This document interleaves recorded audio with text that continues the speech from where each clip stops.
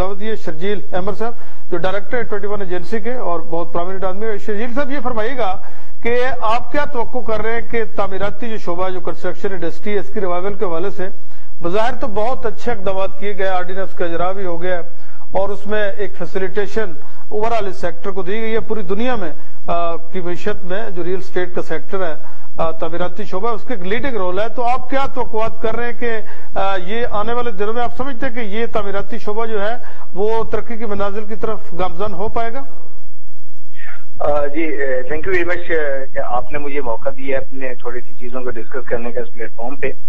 जी बात आपकी बिल्कुल ठीक है। अगर हम पाकिस्तान की मईशत में किसी भी कंस्ट्रक्शन इंडस्ट्री को देखें तो इसका बहुत इम्पैक्ट है। किसी भी मुल्क की अगर आप उसकी तरक्की के मराहिल को देखें, किसी भी जो तरक्की याफ्ता मुल्क है तो उसमें कंस्ट्रक्शन इंडस्ट्री ने ही अपना रोल प्ले किया है, जिसके बाद वो मुल्क बतदरीज तरक्की के मरहले तय करता चला गया।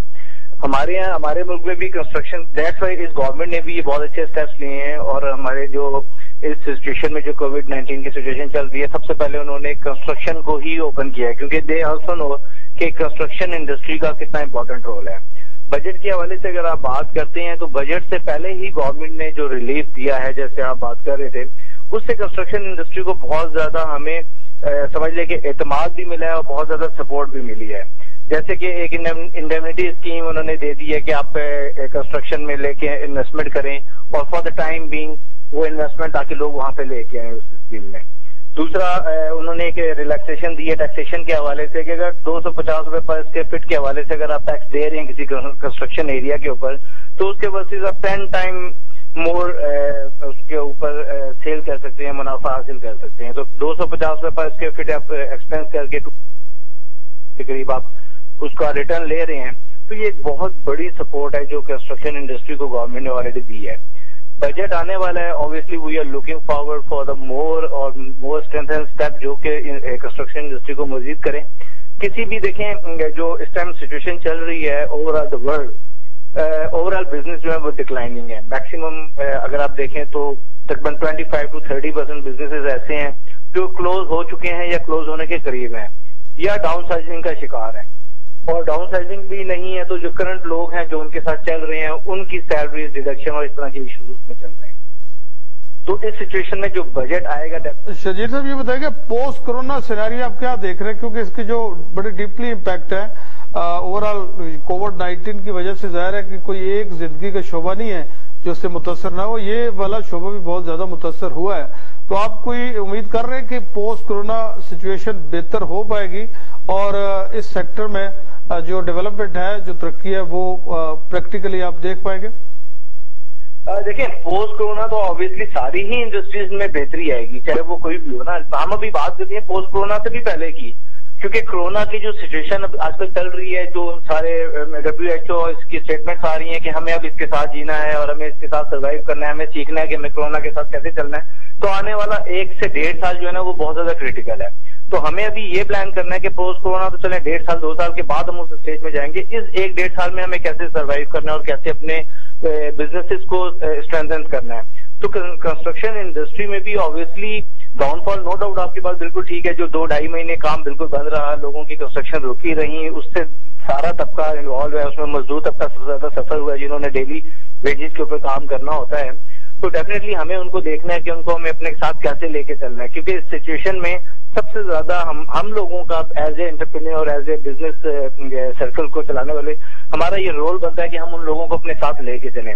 तो पोस्ट कोरोना डेफिनेटली सिचुएशन तो बहुत बेहतर हो जाएगी, लेकिन अभी भी अब 3 महीने बाद जिस तरह गवर्नमेंट ने स्ट्रेंथन किया और हमें कॉन्फिडेंस दिया है, चीजें बेहतर होनी शुरू हो गई हैं। जब से कंस्ट्रक्शन का दोबारा काम शुरू हुआ है, मजदूर दोबारा काम पे आना शुरू हो गया। ऑब्वियसली देयर आर सारे प्रिकॉशंस लेके उसके साथ काम हो रहे हैं, जो से हिफाजती इकदाम हैं वो सब किए जा रहे हैं। और लेकिन उसमें ये कि मजदूर वापस आए, अपने काम पे वापस आए हैं, तो उनकी फैमिलीज को सपोर्ट दोबारा मिलनी शुरू हो गई है। इससे ऊपर जो जितने भी कंस्ट्रक्शन के मैनेजर्स तबका है, इवन के ऊपर तक की लेयर है, सबको ये कॉन्फिडेंस आ गया कि नहीं, इस सिचुएशन में भी हम उसी तरह से परफॉर्म कर सकते हैं जिस तरह हम कर सकते हैं। तो मैं तो कहता हूँ कि पोस्ट कोरोना से पहले जो ये साल 1.5 साल है, ये बहुत इंपॉर्टेंट रखता है कि हम उन तमाम SOPs को फॉलो करें जो गवर्नमेंट ने दी है क्योंकि गवर्नमेंट हमें कह रही है कि भाई आप काम करें, लेकिन एसओपीज को मद्देनजर रख के करें। तो हमारा ये फर्ज है कि हम एसओपीज को फॉलो करें और इन एसओपीज के साथ अपने काम को चलते रहें ताकि काम भी ना रुके और मईशत भी चलती। सर ये बताएगा कि सारे के कवानीन बन जाते हैं, ऑर्डिनेंस बन जाते हैं, लेजिस्लेशन हो जाती है, प्राइम मिनिस्टर साहब की तरफ से पैकेज अनाउंस हो जाता है, बड़े बड़े ऐलानात भी हो जाते हैं, लेकिन मुख्तलिफ हमारे इदारे हैं जिनकी वजह से ये जो शोबा है उसके रास्ते में जो हर्डल्स पैदा होती हैं और जो इन्वेस्टर है वो डिस्करेज होता है और बहुत सारे इन्वेस्टर मुल्क से भागने पे मजबूर हो जाते हैं। तो आप समझते हैं कि जो और ये जो ब्यूरोक्रेटिक हर्डल्स हैं, ये सुर्ख फीता ब्यूरोक्रेसी का कहते हैं, इन रुकावटों को दूर करने के बारे से आप समझते हैं कि कोई ऐसा एक मैकेनिज्म हुकूमत बनाएगी कि वन विंडो ऑपरेशन का आगाज किया जाए और इसको स्ट्रीमलाइन किया जाए, रुकावटों को दूर किया जाए? बिल्कुल, जितने भी प्रोसेसेस को आप सिंपलीफाई करेंगे, चाहे वो कोई भी इंडस्ट्री हो, वो ऑब्वियसली उसके रिजल्ट जो है वो हमेशा पॉजिटिव आएंगे। इस इंडस्ट्री में भी आपने बिल्कुल सही कहा, बहुत सारी प्रॉब्लम्स हैं। शफाफियत का सबसे बड़ा मसला है और ब्यूरोक्रेसी, और ये तो बहुत बात की बात है। मैं तो समझता हूँ कि जो इनिशियल लेवल पे ही प्रॉब्लम्स आती हैं, इवन के ठेकेदार लेवल पे या छोटे कंस्ट्रक्टर के लेवल पे, वो भी काफी ऐसी प्रॉब्लमेटिक होती हैं जो बड़े बड़े प्रोजेक्ट्स के लिए प्रॉब्लमेटिक हो जाती हैं या प्रोजेक्ट्स उनकी वजह से सफर करते हैं। तो ऑब्वियसली जितनी शफाफियत इसमें लेके आएंगे, इतना ये जो शोबा है उतना ज्यादा तरक्की करेगा, अपना रोल प्ले करेगा। इसमें अभी गवर्नमेंट ने जिस तरह बायलॉज अभी पास किए हैं, तो मैं तो उस पर बहुत ज्यादा गवर्नमेंट का शुक्रिया भी अदा करता हूँ, क्योंकि इससे पहले आप देखें पाकिस्तान में बायलॉज बहुत पुराने चल रहे थे काफी, और कोई उनमें अपडेट नहीं थी। तो अभी जो इस गवर्नमेंट ने बायलॉज के ऊपर काम करके उनको आगे फॉरवर्ड किए, तो इससे हमें बहुत ज्यादा कॉन्फिडेंस मिला कि आप कम से कम हमारे पास एक लॉ मौजूद है जिसको सामने रख के हमने अपना काम करना है। वही आपकी बात है, जब लॉ आ गया तो डेफिनेटली उस लॉ को लोगों ने फिर फॉलो करना है, और there are less than chances कि लॉ के अगेंस्ट कोई जाके फिर उस काम को रोक सकता है। अगर कोई एक प्रोजेक्ट है जो लॉ के तहत बन रहा है और अंडर द लॉ है, under the boundaries of law है, तो फिर कोई ब्यूरोक्रेसी, कोई और बंदा या कोई भी एक आम पार्टी आके उस प्रोजेक्ट के ऊपर कोई अपना रोल प्ले नहीं कर सकती। तो ये बायलॉज बहुत ज्यादा इंपॉर्टेंट रोल प्ले कर रहे हैं इस टाइम कंस्ट्रक्शन इंडस्ट्री को सपोर्ट करने में। सर ये जो आपका इदारा काफी प्रोमिनेंट है पूरे मुल्क में, ये जो तमीराती इंडस्ट्री से मुतल्लिक डेटा है, इसकी तैयारी और एक मुस्तनद डेटा ताकि होना चाहिए ताकि लोगों के पास मुकम्मल अदाद शुमार भी हो। और दूसरा ये है कि ओवरऑल इकोनॉमी में इस सेक्टर का ओवरऑल क्या रोल है, यानी कि सबसे ज्यादा अगर रोजगार के मौकों की बात करें, रेवेन्यू के हवाले से बात करें, तो यही इसी शोबे से हुकूमत को मिल रहा है। तो आप समझते हैं कि आइंदा बजट में भी हुकूमत कुछ इंसेंटिव मजीद कुछ इस तरह के इकदाम कर सकती है?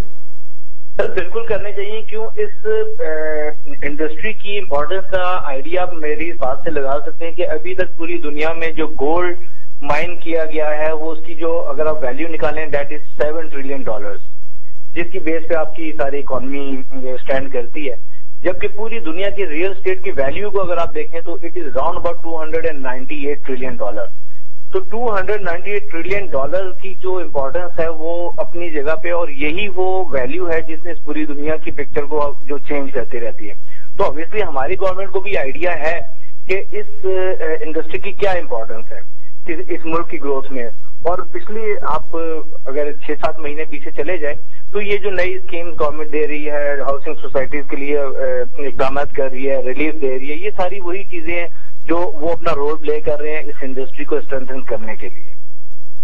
तो सर एक तो ओवरऑल ये बताएगा कि जो नामुसाइद हालात है, इसके बावजूद हुकूमत जो टैक्स जो शॉर्टफॉल है उसको दूर करने के बारे में इकदाम कर रही है।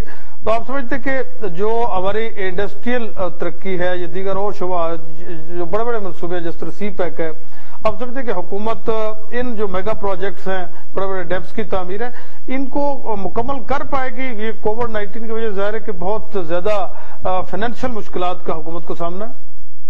एग्जैक्टली, देखिए इस पे बहुत ज्यादा फाइनेंशियल प्लानिंग की इस टाइम जरूरत है, क्योंकि आप अगर बजट देखते हैं, लास्ट ईयर भी हमारा जीडीपी जो था वो जस्ट 1.5 के करीब था और ग्रोथ रेट था, और इस साल की जो एक्सपेक्टेशन थी वो 2% थी, लेकिन due to corona situation I don't think so कि वो शायद पॉजिटिव में भी जा सके, शायद it will be in negative. तो इस टाइम डेफिनेटली एक इन तमाम लोगों को बैठने की जरूरत है और फाइनेंशियल प्लानिंग की बहुत ज्यादा इन डेप्थ जाके करने की जरूरत है कि आने वाले टाइम को, मैं तो इस पूरे साल की बात करता हूँ, जून से लेके अगले जुलाई तक की, तो उसको हमें कैसे मैनेज करना है। हो सकता है हमें वो स्टेप्स लेना पड़े जो पिछले 1 साल में, पिछले 100 साल में भी बजट्स में नहीं लिए गए। क्योंकि ये बजट जो होगा, मैं तो इसको कोविड 2020 का बजट कहूंगा, that should be entirely different. और उसमें ऑब्वियसली जितने तरक्याती प्रोजेक्ट्स हैं, चाहे वो डैम्स हैं, चाहे वो आपकी रोड्स हैं, सीपैक हैं, इनके ऊपर इम्पैक्ट है। लेकिन मैं ये समझता हूँ कि तमाम सिचुएशन में बजट को मैं प्लानिंग इस तरह करनी है कि इन प्रोजेक्ट्स को इम्पोर्टेंस देनी है, क्योंकि ये प्रोजेक्ट जो है ये आपके आने वाले अगले 10 साल, अगले 5 साल या 20 साल या 25 साल के में रोल प्ले करेंगे। अगर तो हम इस तरह की प्लानिंग करते हैं कि हम टेम्परेरी चीजों के ऊपर अपने फाइनेंशियल बजट ज्यादा रखते हैं कि हम टेम्परेरी चीजों को निकाल लें और आने वाली चीजों को थोड़ा सा इग्नोर करेंगे, तो मेरे ख्याल से शायद हमें उस तरफ नहीं जाना चाहिए। हमें जो सॉलिड प्रोजेक्ट्स हैं उनको कंटिन्यू रखना चाहिए, उनके ऊपर बजटिंग स्कीम्स निकालनी चाहिए कि कैसे बजट उनके ऊपर हम उसको रिसोर्स को फुलफिल करें और उन प्रोजेक्ट्स को हम कंटिन्यू करें। जी बहुत शुक्रिया शर्जील अहमद साहब, डायरेक्टर 21 एजेंसी। बहुत शुक्रिया कि साहब मौजूद पे ज़ाहिर ख्याल की ज़ाहिर हुकूमत के लिए एक चैलेंजिंग सिचुएशन तो है, लेकिन इसके बावजूद आवाम को रिलीफ देने के हवाले से जो इक़दामात होने चाहिए, जो इकोनॉमिस्ट हैं वो भी यही हुकूमत को और जो बिजनेस कम्युनिटी है यही हुकूमत को एडवाइस किया जा रहा है कि इसमें जो मालियाती डिसिप्लिन है उसको यकीना बनाया जाए। और दूसरा ये कि जो गैर तरक्याती हमारा बजट है, गैर तरक्की अखराजात है, उसमें एक रिकॉर्ड कमी करने का हुकूमत ने ज़ाहिर का प्लान बनाया है और बहुत ज्यादा इस पे कटौती जो है मुतवक्को है और ये एक जरूरी भी है ताकि हम मुआशी और इक़्तिसादी मुश्किलात है उस पर काबू पाया जा सके। इसके साथ हमारी प्रोग्राम का वक्त खत्म होता है। अपने मेजबान मलिक मंसूर को इजाजत दीजिए। अल्लाह हाफिज।